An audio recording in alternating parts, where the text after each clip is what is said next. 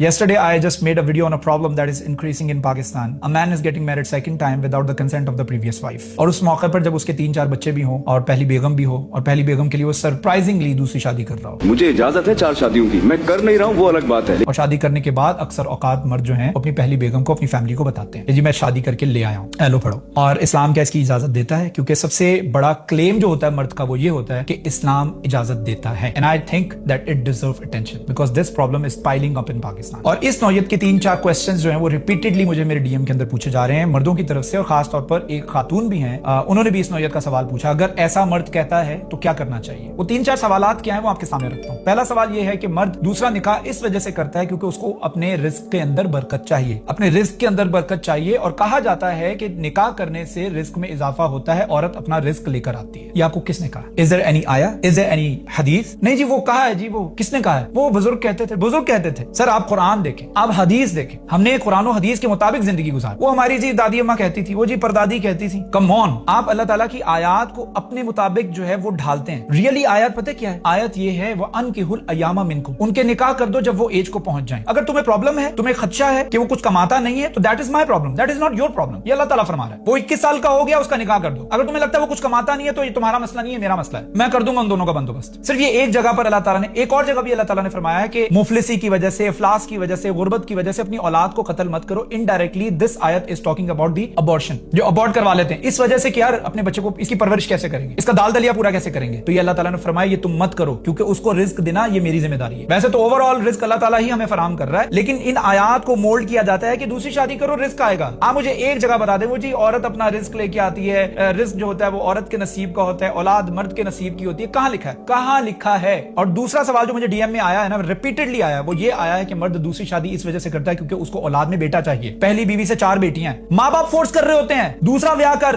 बेटा नहीं पैदा कर पा रही। आपको किसने ये ईमेल किया है फ्रॉम द गैब? अस्तगफिरुल्लाह अज़ीम। आपको कोई कंफर्मेशन मिली है ऊपर से कि आप दूसरी शादी करेंगे तो आपको कंफर्म पहली औलाद बेटा होगा? What world you are living in? और आपको किसने धोखे में रखा हुआ है? हो सकता है पहली बीवी के साथ अगली औलाद बेटा हो जाए, 4 बेटियों के बाद बेटा हो जाए। तीसरा और बड़ा कॉमन सवाल जो मुझे पूछा जा रहा है ना, मुंह मारने से तो बेहतर है ना निकाह कराते हैं। बाहर कहीं मुंह तो नहीं मारा ना, एक लेजिटिमेट बीवी लेके आया हूं, शी इज माय वाइफ, निकाह किया है, खुदा ना खास्ता कोई जिना तो नहीं किया ना। जो पहली आपकी लेजिटिमेट वाइफ है उससे आप बेसिकली अक चुके हैं। You are fed up of her and this is the only reason you are getting married second time. You basically want a change, that's it, I am telling you the truth. और ये change चाहने के लिए आप Healy और बहाने ढूंढते हैं और इस्लाम का इस्तेमाल करके उसको एज ए शील्ड इस्तेमाल करते हैं जो मुझे सुन्नत इजाजत देती है। सुन्नत आपको कहती है कि सबसे पहला अगर निकाह करना है ना, सबसे पहला 24 साल के और 23 साल के, सबसे पहला निकाह करना है तो किसी बेवा से जाके करो। करो हाँ, सुन्नत पूरी नहीं होती ना। यहां तो जहेज लेने के बहाने भी बताए जाते हैं लड़कों की तरफ।